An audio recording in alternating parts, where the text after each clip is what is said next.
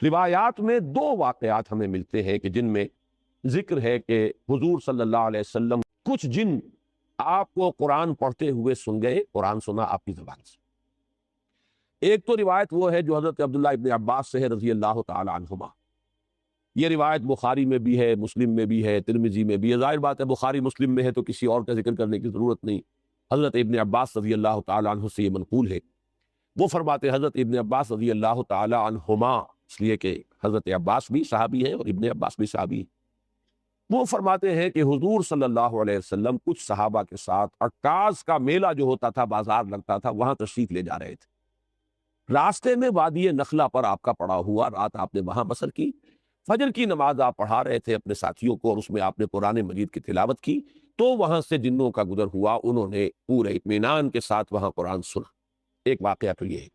اور یہ جہاں تک تعلق ہے اس کے یعنی ثقہ ہونے کا اس روایت کا، تو ظاہر بات ہے کہ یہ صحیحین کی روایت ہے، اس کے بارے میں شک جو ہے وہ کی گنجائش نہیں ہے۔ دوسری روایت جس کو کہ زیادہ تفسیری روایات میں اور سیرت کی کتابوں میں زیادہ نقل کیا گیا ہے، وہ یہ ہے کہ حضور جب سن 10 نبوی میں طائف سے واپس آ رہے تھے، جب مکے میں فیصلہ ہو گیا تھا ابو طالب کے انتقال کے بعد کہ اب محمد کو قتل کر دیا جائے صلی اللہ علیہ وسلم، تو حضور طائف گئے تھے، اور طائف میں آپ نے وہاں کے 3 سرداروں سے ملاقاتیں کی۔ بہرحال وہاں سے تو جواب جو ہے کوئی ان کو آپ کو پازیٹیو یا مثبت جواب نہیں ملا، واپس آ رہے تھے، اور سخت ترین دن آپ پر وہ گزرا وہ معلوم ہے آپ کو، شدید ترین مشقت اور مصیبت آپ جھیل کر واپس آ رہے تھے۔ تو واپسی پر اسی وادی نخلا میں قیام ہوا۔ یہ وادی نخلا طائف اور مکے کے تقریباً درمیان میں ایک وادی ہے۔ آج کل جو لوگ وہاں جاتے ہیں تو ان کے علم میں ہے کہ 2 راستے ہیں، طریق السیل ہے ایک، اور ایک طریق الجبل ہے۔ ایک پہاڑی راستہ بنا ہے اب جو نئی سڑک بنی ہے، اس میں بڑے ایچ پیچ ہے، بہت سے اس کے اندر موڑ ہے، جیسے پہاڑ کا ہوتا ہے، اچانک وہ چڑھائی چڑھتی ہے، تو وہ تو پہاڑی سڑک ہے، جیسے مری آپ جا رہے ہیں ایسی سڑک ہے۔ اور حضور اسی راستے سے گئے تھے طائف جاتے، اس لیے کہ وہ دشوار گزار راستہ تھا، اور آپ کیونکہ خفیہ جا رہے تھے، آپ کو اندیشہ تھا کہ اہل مکہ کو اگر معلوم ہو گیا تو پیچھا بھی کریں گے اور شاید بدن پہنچائیں، لہذا حضور حضرت زید ابن حارثہ رضی اللہ تعالیٰ عنہ کے ساتھ تھے، صرف 2 اور کوئی ساتھ نہیں، اور وہ پہاڑی راستہ آپ نے اختیار کیا تھا جو نہایت دشوار تھا۔ وہ آج بھی آپ جائیں طریقے جبل سے تو اندازہ ہوگا کہ جب یہ سڑک نہیں تھی تو یہ راستہ کتنا دشوار۔ دوسرا راستہ طریق السیل کہلاتا ہے۔ وہ طریق السیل جو ہے وہ بہت ہی سمجھیے کہ گریجولی وہ اس کی چڑھائی ہے یا اترائی ہے، مکے سے طائف کی طرف جائیں گے تو چڑھائی ہے، اور طائف سے مکے کی طرف آئیں گے تو اترائی ہے، اور یہ وہ راستہ ہے جہاں پتہ ہی نہیں چلتا کہ آپ نے کوئی چڑھائی چڑھی ہے، اس قدر وہ گریجول اس کی جو ہے وہ چڑھائی یا اترائی ہے کہ پتہ ہی نہیں چلتا۔ اس راستے میں وہ نخلا کا مقام آتا ہے، وہ وادی نخلا جس میں حضور کا قیام ہوا ہے۔ یہ دونوں حدیثیں اس پر متفق ہیں کہ جو طائف سے واپسی پر بھی اگر یہ واقعہ ہوا ہے کہ فجر کی نماز میں آپ نے قرآن پڑھا اور جنوں نے سنا، تو بھی وہ نخلا کا مقام ہے، اور اگر وہ آپ اس سے پہلے کہیں خود تبلیغ کے لیے جا رہے تھے صحابہ کے ساتھ، اور اس میں عکاظ کے میلے میں، اس لیے کہ اس کا تو ہمیں روایات سے ثبوت ملتا ہے کہ چونکہ ایک بڑا میلہ لگتا تھا وہاں پر، بازار جیسے ہاٹ ہوتے ہیں ایسٹ پاکستان میں، اور مختلف پنجاب میں دیہات میں بھی بازار لگتے ہیں، اور پٹھانوں کے علاقے میں بھی اس طرح کا وہاں ایک میلہ لگتا تھا، بازار بھی میلہ بھی۔ اس میں کچھ وہ بھی ہوتے تھے، شعر و شاعری کے مقابلے بھی ہوتے تھے، اس میں فنون کے مقابلے بھی، اس میں کشتیاں بھی، اس میں خرید و فروخت بھی، اس میں دلچسپی کا سامان بھی۔ تو حضور وہاں تبلیغ کے لیے گئے ہیں، اس موقع پر بھی جا رہے تھے، تب بھی یہ واقعہ جو ہے یہ وادی نخلا میں۔ اس میں اب 2 روایات ملتی ہیں۔ سوالات اب یہ پیدا ہوتے ہیں کہ آیا یہ جو سورہ جن میں واقعہ بیان ہوا، سورہ احقاف میں بیان ہوا، آیا یہ 2 واقعے ہیں یا ایک ہے؟ بعض حضرات کی رائے یہ کہ ایک ہی واقعہ ہے جو 2 جگہ بیان ہوا، بعض حضرات کی رائے کہ نہیں، یہ 2 واقعے بالکل علیحدہ ہے۔ میری رائے جو ہے، جتنا بھی میں نے غور کیا ہے سمجھا ہے، اس دوسری رائے کے ساتھ ہے، یہ 2 علیحدہ علیحدہ واقعے ہیں۔ نمبر 2 کہ پہلا واقعہ جو ہے وہ یہ ہے جو اب ہم پڑھ رہے ہیں سورہ جن میں، اس کا میرا اندازہ ہے کہ یہ سن 4، 5 یا 6 نبوی اس میں ہوا۔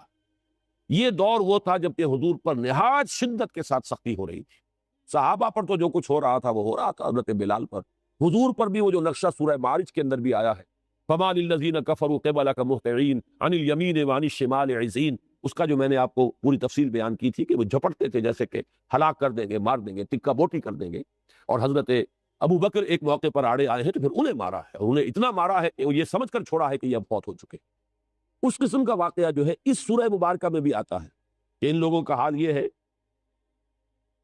وَأَنَّهُ لَمَّا قَامَ عَبْدُ اللَّهِ يَدْعُوهُ كَادُوا يَكُونُونَ عَلَيْهِ لِبَتًا، حال یہ ہو گیا ہے کہ جب اللہ کا ایک بندہ کھڑا ہوتا ہے اللہ کو پکارنے کے لیے، اللہ سے مناجات کرنے کے لیے، نماز پڑھنے کے لیے، تو ایسا ہوتا ہے، محسوس ہوتا ہے کہ یہ پل پڑیں گے اس کے اوپر، جم غفیر ہجوم کر کے جو ہے اس کے اوپر حملہ کریں۔ تو یہ سورہ معارج کی آیات اور سورہ جن کی یہ آیت بھی ہے، یہ ایک دوسرے سے بہت مشابہ ہے۔ اور یہ صورتحال میں تفصیل سے سورہ معارج میں عرض کر چکا ہوں کہ یہ ہے سن 4 سے سن 6-7 نبوی، ابھی ہجرت نہیں ہوئی ہے، یہ آغاز وحی سے جو سن شمار ہوتے ہیں، یہ اس دور کا واقعہ۔ جبکہ وہ واقعہ جو ہے دوسرا، اس کا ذکر سورہ احقاف ہے، وہ سن 10 نبوی کا واقعہ ہے، وہ تو اس کے بارے میں شک ہو ہی نہیں سکتا کہ وہ سفر طائف جو ہے وہ سن 10 نبوی میں۔ دوسرا آپ یہ دیکھیں گے کہ اس واقعے میں جو جن تھے، وہ جن یا تو مشرک تھے یا عیسائی تھے۔ اس واقعے میں جو جن تھے وہ حضرت موسیٰ اور تورات کے ماننے والے تھے۔ یہ دونوں جو ہے اب ترجمہ کریں گے تو یہ چیزیں واضح ہو جائیں گی۔ اب آئیے ترجمہ کیجئے تیزی کے ساتھ۔ قل اوحی الی، اے نبی کہہ دیجئے کہ میری جانب وحی کی گئی ہے، انہ استمع نفر من الجن، کہ سنا توجہ کے ساتھ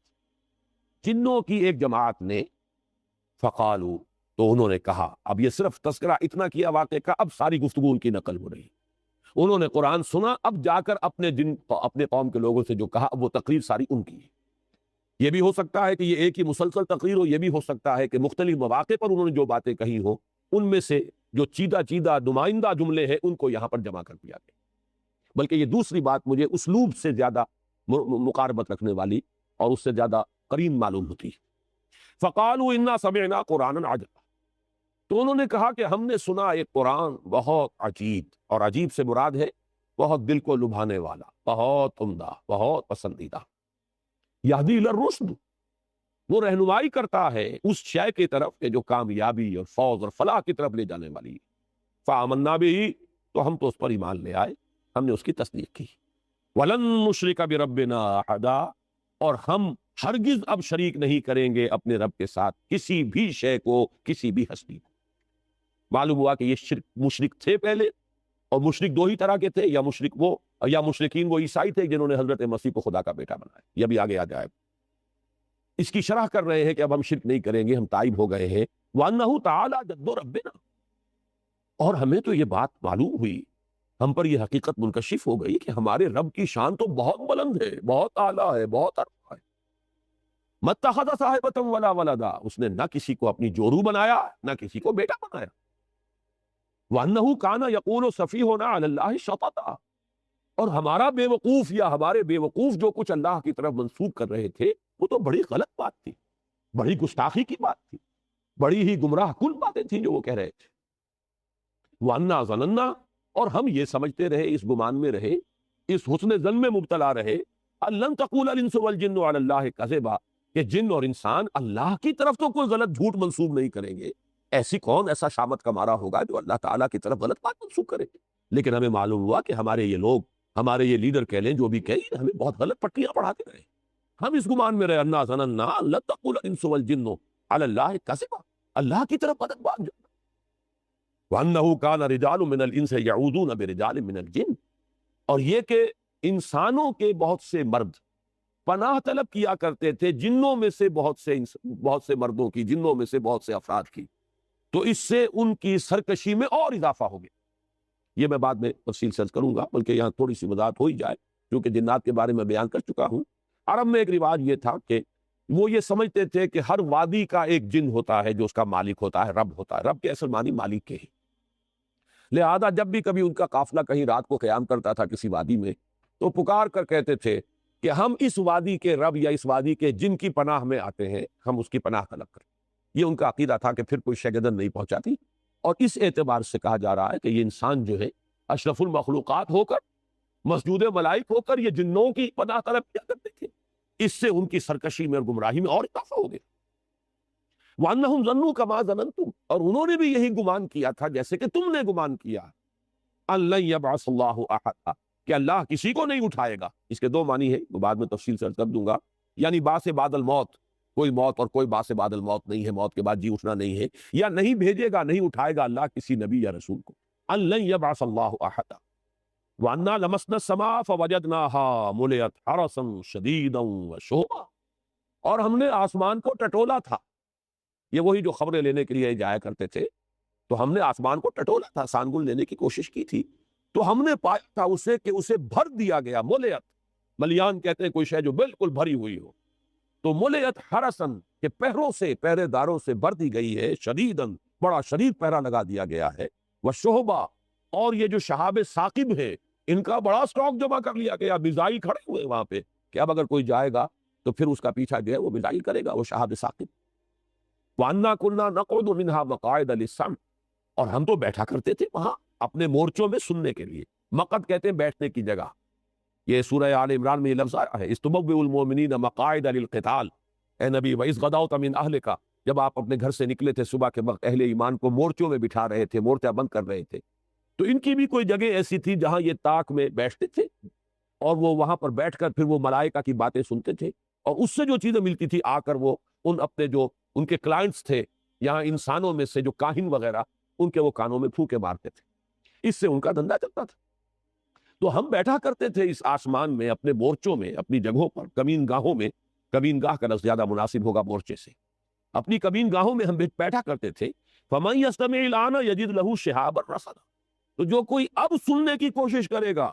وہ اپنی گھات میں پائے گا ایک شہاب، رصد کہتے ہیں گھات میں ہونا کسی کا، ان ربک لبالمرصاد، تیرا رب جو ہے گھات میں ہے، وہ پکڑ اس کی طرف سے گرفت آیا چاہتی، تو وہ دیکھے گا شہاب ثاقب کے گویا کہ وہ تیار ہے بالکل اس کا پیچھا کرنے کے لیے۔ وَأَنَّا لَا نَدْرِي أَشَرٌ أُرِيدَ بِمَنْ فِي الْأَرْضِ أَمْ أَرَادَ بِهِمْ رَبُّهُمْ رَشَدًا، اور یہ کہ ہمیں یہ معلوم نہیں ہے، ہم یہ نہیں جانتے کہ آیا زمین والوں کے ساتھ جو زمین میں بس رہے ہیں ان کے ساتھ کسی شر کا ارادہ کیا ہے، ام اراد بہم ربہم رشدا، یا ان کے رب نے ان زمین والوں کے ساتھ، انسانوں کے ساتھ کسی بھلائی کا، خیر کا، رشد کا ارادہ فرمایا، یہ ہم نہیں جانتے کہ نتیجہ اس کا کیا نکلے گا۔ وَأَنَّا مِنَّا الصَّالِحُونَ وَمِنَّا دُونَ ذَلِكَ، اب وہ آپس میں گفتگو کر رہے ہیں، دیکھیں ہم میں بھی کچھ صالح بھی ہیں یا تھے رہے ہیں، اچھے لوگ بھی رہے ہیں جنوں میں، اور کچھ دوسری قسم کے لوگ بھی ہیں۔ اب یہاں اشرار کا لفظ نہیں لائے، یہ ہے حکمت تبلیغ، دون ذالک، کچھ اچھے لوگ بھی ہیں، شریعت بھی ہے، لیکن کچھ دوسری قسم کے بھی ہیں، اس سے کمتر لوگ بھی ہیں۔ کنا طرائق قددا، ہم تو بہت سے طریقوں میں بٹے ہوئے تھے، بہت سے فرقوں میں تقسیم ہو گئے تھے، طرح طرح کا ہر ایک کا اپنا، کل حزب بما لدیہم فرحون، ہم نے بھی اپنے مشرب اور مسلک بنا لیے تھے۔ وَأَنَّا ظَنَنَّا، اور ہم نے یہ بات اچھی طرح جان لی، پورا یقین ہمیں ہو گیا، لن نعجز اللہ فی الارض، کہ ہم اللہ کو نہ تو زمین کے اندر ہرا سکیں گے، عاجز کر سکیں گے، یعنی اللہ کی پکڑ سے اپنے آپ کو بچا سکیں گے، وَلَن نُعْجِزَهُ هَرَبًا، نہ ہی کہیں بھاگ کر کائنات کے اندر جو ہے کہیں ہمارے لیے چھپنے کی جگہ ہے۔ وَأَنَّا لَمَّا سَمِعْنَا الْهُدَىٰ، اور ہم نے تو بھائی جب یہ ہدایت والی بات سنی ہے، یہ رہنمائی ہم نے سنی ہے، ہم تو ایمان لے آئے۔ فَمَن يُؤْمِن بِرَبِّهِ فَلَا يَخَافُ بَخْسًا وَلَا رَهَقًا، تو جو کوئی بھی اپنے رب پر ایمان لائے گا اسے کوئی خوف نہیں ہوگا، کوئی اندیشہ نہیں اسے کرنا چاہیے، نہ اس کا کہ اس پہ کوئی کمی کی جائے گی اور نہ اس کا کہ اس پر کوئی زیادتی کی جائے، لا یخاف بخسا ولا رہا۔ وَأَنَّا مِنَّا الْمُسْلِمُونَ وَمِنَّا الْقَاسِطُونَ، اب ذرا بات کو کھولا، اور دیکھو ہم میں سے مسلم بھی ہیں، فرما بردار بھی ہیں، اور قاسطون بھی ہیں، نا انصاف بھی ہیں، زیادتیاں کرنے والے بھی ہیں۔ فَمَنْ أَسْلَمَ، تو جو اسلام لایا، جس نے کہ اطاعت قبول کی، فَأُولَٰئِكَ تَحَرَّوْا رَشَدًا، تو انہوں نے تو رشد اور ہدایت اور کامیابی اور سعادت جو ہے اس کو حاصل کر لیا، اندازہ کر کے اس کا پتہ چلا لیا۔ فَأَمَّا الْقَاسِطُونَ فَكَانُوا لِجَهَنَّمَ حَطَبًا، اور یہ بھی جان لو کہ جو ظالم ہیں، ظلم کرنے والے ہیں، زیادتی کرنے والے ہیں، تو وہ تو پھر جہنم کا ایندھن بن کر۔ یہ ہے وہ 15 آیات، یہ ہے ان کا کلام کہ جو انہوں نے اپنی قوم سے کیا ہے۔ اب ذرا آ جائیے، میں چاہتا ہوں کہ وہ بہت مختصر ہے، دوسرا مقام جو ہے سورہ احقاف کا، اس میں صرف 4 آیتیں ہیں۔ وَإِذْ صَرَفْنَا إِلَيْكَ نَفَرًا مِنَ الْجِنِّ، اور اے نبی یاد کیجئے جب کہ ہم نے آپ کی طرف رخ پھیر دیا جنوں کی ایک جماعت کا، یہاں بھی لفظ نفر آیا، اس کی وضاحت میں بعد میں کروں گا، جنوں کی ایک جماعت، ایک گروہ کو آپ کی طرف پھیر دیا، آپ کی طرف رخ کر دیا۔ یستمعون القرآن، وہ پوری توجہ کے ساتھ قرآن سنتے رہے۔ فلما حضروہ، تو جب وہ وہاں موجود تھے، سن رہے تھے، قالوا انصتوا، انہوں نے ایک دوسرے سے کہا خاموش ہو، پوری توجہ سے سنو۔ اب دیکھیں یہ وہی 2 الفاظ ہیں جو قرآن میں آئے، اذا قرئ القرآن فاستمعوا له وانصتوا، جب قرآن پڑھا جا رہا ہو تو پوری توجہ کے ساتھ کان لگا کر اسے سنو اور خود خاموش رہو، انصتوا۔ وہی انہوں نے آپس میں کہا، تو چپ ہو جاؤ، خاموش ہو جاؤ، توجہ سے سنو، بہت اعلیٰ کوئی کلام ہے جو اس وقت یہ صاحب جو ہے یہ پڑھ رہے ہیں۔ فلما حضروہ قالوا انصتوا، فلما قضی، جب وہ قرات پوری ہو گئی، ختم ہو گئی، فجر کی نماز تھی، حضور نے نماز ختم کر لی، ولوا الی قومہم، تو وہ اب چلے گئے پیٹھ موڑ کر اپنی قوم کی طرف، منذرین، انہیں بھی خبردار کرنے کے لیے۔ قالوا، اور وہ خبردار کرنا کیا تھا؟ کہا انہوں نے، یا قومنا، اے ہماری قوم، انا سمعنا کتابا انزل من بعد موسیٰ، ہم نے سنی ہے ایک کتاب جو نازل کی گئی ہے موسیٰ کے بعد، یعنی تورات کے بعد، مصدقا لما بین یدیہ، اور وہ تصدیق کرتے ہوئے آئی ہے اس کی کہ جو اس کے سامنے موجود ہے، یعنی تورات کی تصدیق کرتے ہوئے آئی، تورات کی تکذیب نہیں کرتی، تصدیق کرتی ہے۔ یہدی الی الحق، وہ تو حق کی طرف رہنمائی کر رہی ہے، صحیح راستہ دکھانے والی ہے، ہدایت جو ہے دینے والی ہے، وَإِلَىٰ طَرِيقٍ مستقیم، سیدھے راہ کی طرف رہنمائی فرمانے والی ہے۔ یا قومنا اجیبوا داعی اللہ، اے ہماری قوم، لبیک کہو اللہ کی طرف بلانے والے کی پکار پر، لبیک کہو، لبکو، فوراً تصدیق کرو، فوراً ایمان لاؤ۔ یغفر لکم من ذنوبکم، اللہ تعالیٰ بخش دے گا تمہارے گناہوں میں سے، یہ بات سورہ نوح میں آ چکی ہے، من ذنوبکم، یعنی جو ایمان لانے سے پہلے کے گناہ ہے وہ سب معاف ہوتا ہے، اس کے بعد کا معاملہ جو ہے وہ ایک نیا حساب کتاب وہ شروع ہوگا۔ وَيُجِرْكُم مِّنْ عَذَابٍ أَلِيمٍ، اور تمہیں چھٹکارا دے دے گا دردناک عذاب سے، اگر تم ایمان لاؤ گے اس کتاب پر اور اس داعی اللہ کی دعوت جو ہے اس کی پکار پر لبیک کہو گے۔ وَمَن لَا يُجِبْ دَاعِيَ اللَّهِ، اور جو کوئی اللہ کی طرف پکارنے والے کی پکار پر لبیک نہیں کہتا، فَلَيْسَ بِمُعْجِزٍ فِي الْأَرْضِ، تو وہ پھر اللہ کو عاجز کرنے والا نہیں ہے زمین میں، وَلَيْسَ لَهُ مِن دُونِهِ أَوْلِيَاء، اور نہیں ہے اس کے لیے اللہ کے سوا کوئی مددگار اور پشت پناہ، اولئک فی ضلال مبین، یقیناً وہ تو کھلی گمراہی کے اندر۔ یہ 4 آیات ہیں سورہ احقاف کی، اور یہ 15 آیات ہیں سورہ جن کی۔ پھر ذہن میں تازہ کر لیجئے، پہلا سوال یہ ہے، آیا یہ دونوں ایک ہی واقعے کی 2 تفصیلیں ہیں یا یہ 2 علیحدہ واقعے؟ میری رائے یہ ہے کہ یہ 2 علیحدہ واقعے۔ پہلا واقعہ زمانی اعتبار سے جو سن 4 سے سن 7 تک اس عرصے میں کہیں ہوا ہے، جبکہ فزیکل پرسیکیوشن اپنے پورے عروج کو پہنچ چکی تھی، اس وقت یہ واقعہ ہوا ہے۔ اور یہ واقعہ جیسے کہ روایت میں آیا ہے جو صحیح بخاری، صحیح مسلم وغیرہ میں موجود ہے، حضرت عبداللہ ابن عباس رضی اللہ تعالیٰ عنہما سے، یہ حضور جب تشریف لے جا رہے تھے صحابہ کی ایک جماعت کے ساتھ عکاظ کے میلے کی طرف، تو رات کا پڑاؤ جو ہے وادی نخلا میں ہوا، اور وہاں آپ نے فجر کی نماز میں قرآن پڑھا۔ یہ واقعہ ہوا، اس میں جو جن ہیں صاف اندازہ ہو جاتا ہے کہ انہیں کوئی خاص اندازہ نہیں تھا، صرف انہیں یہ پتا چلا تھا کہ آسمانوں پر پہرا لگ گیا ہے، کوئی خاص بات ضرور ہے، کہیں شاید کسی نبوت کا ظہور ہوا ہو، کوئی خاص معاملہ ضرور ہے، ورنہ یہ پہرے نہیں ہوتے تھے، ہم تو یہاں بیٹھا کرتے تھے، سانبل لیتے تھے، کاہنوں کو جا کے کانوں کے اندر پھونکے مارتے تھے، ہمارا دھندا چل رہا تھا، یہ پہرے جو لگ گئے کوئی خاص واقعہ۔ اب وہ تلاش کے اندر نکلے ہوئے ہیں کہ اچانک ان کا گزر وہاں سے ہو گیا، ان پر پورا عقدہ کھل گیا، اور انہوں نے پہچان لیا کہ یہ اللہ کے نبی ہیں، اور یا تو وہ عیسائی تھے، حضرت عیسیٰ کے ماننے والے، اور وہ عیسائی کے جو تثلیث کے قائل ہیں، جنہوں نے اس وقت کی جو تثلیث تھی، یہ بھی جان لیجئے، اس میں 2 تثلیثیں ہیں دنیا میں، ایک تثلیث ہے اللہ اور حضرت مریم اور حضرت عیسیٰ، یہ تثلیث تھی ابتدائی تثلیث، اور ایک تثلیث ہے خدا اور روح القدس اور بیٹا یعنی حضرت مسیح، یہ 2 تثلیثیں ہیں ان کے ہاں۔ تو یہاں جو فرمایا گیا یہ وہ تثلیث ہے کہ جس کا انہوں نے کہا کہ ہم تو یہ سمجھ چکے کہ ہمارے رب کی شان اس سے بہت اعلیٰ اور ارفع ہے کہ وہ کسی کو جورو بنائے یا بیٹا بنائے، تو ہو سکتا ہے کہ وہ جو عقیدہ تثلیث جو تھی عیسائیت کی اس کے اوپر وہ تھے، یا پھر وہ مشرکین تھے، اس لیے کہ مشرکین نے بھی، جو مشرکین عرب تھے انہی کے دین پر تھے وہ، اس لیے کہ وہ فرشتوں کو خدا کی بیٹیاں کہتے تھے، اور انہوں نے جو بات سمجھی ہے پوری طرح تفصیل سے بیان کی ہے۔ جبکہ یہ جو دوسرا واقعہ ہے یہ سن 10 نبوی کا ہے، جبکہ حضور طائف سے واپس تشریف لے جا رہے تھے، طریق السیل سے جا رہے تھے، وادی نخلا میں آپ نے قیام فرمایا، وہی فجر کا وقت ہے، اور وہاں وہ آئے ہیں، اور وہاں آپ کو بین السطور صاف نظر آ رہا ہے کہ وہ جو جن تھے وہ کافی چیزوں سے واقف تھے، موسیٰ کے جاننے والے تھے، کتاب کے جاننے والے تھے، گویا کہ وہ اس اعتبار سے کوئی وہ زیادہ ناواقف لوگ نہیں تھے، البتہ اس گمان میں تھے کہ شاید اب یہ آخری کتاب تھی تورات کی، اور شاید آخری تھے نبی موسیٰ، اب ان کے بعد شاید کوئی اور نبی آنے والے نہیں ہیں، لیکن چونکہ باقی سارا تصور ان کا مکمل تھا، لہذا فوراً وہ ایمان لائے، اور فوراً انہوں نے داعی کی حیثیت اختیار کر لی، اور جا کر اپنی قوم کو جس قدر زوردار انداز کے اندر دعوت دی ہے، واقعہ یہ کہ انسانوں میں تو اس کی مثال اگر ملے گی تو ابو بکر صدیق کے سوا شاید کسی کی مثال نہ ملی، کہ ایک مرتبہ کلام پاک سنا ہے حضور صلی اللہ علیہ وسلم سے، ایک مرتبہ، اور داعی کی حیثیت اختیار کر لی، اپنی قوم کے سامنے جا کر کھڑے ہو گئے ہیں کہ یا قومنا اجیبوا داعی اللہ، اے ہماری قوم کے لوگوں لبو لبیک کہو اس اللہ کی طرف پکارنے والے کی پکار پر، قبول کرو اس کو، تصدیق کرو اس کی، ایمان لاؤ اس پر۔ تو یہ جو معاملہ ہے یہ تو واقعتاً وہ صدیقین کے زمرے کے وہ یہ جو ہے جنات ہیں، اور یہ بات اچھی طرح معلوم ہو گئی ان سے بھی کہ وہ اپنے کسی نبی کا ذکر نہیں کر رہے، اپنے ہاں کی کسی کتاب کا ذکر نہیں کر رہے، ورنہ تو اس کا ذکر کرتے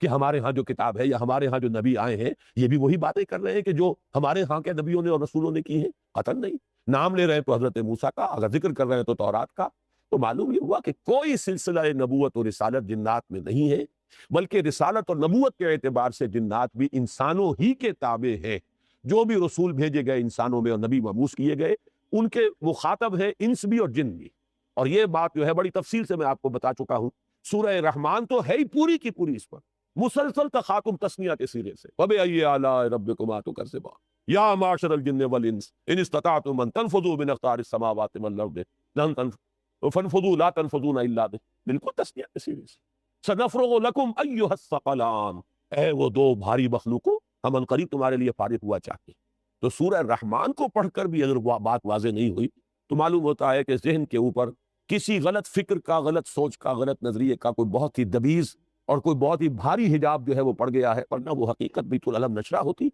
اور سب سے بڑی بات یہ کہ امت کا اجماعی عقیدہ ہے، پوری امت کا 1400 برس کا، اس سے اصل میں ہٹ کر راہ نکالنا جو ہے در حقیقت وہی ہے کہ جو چیز انسان کے لیے جو اس کی گمراہی کا سب سے بڑا سبب بنتی ہے۔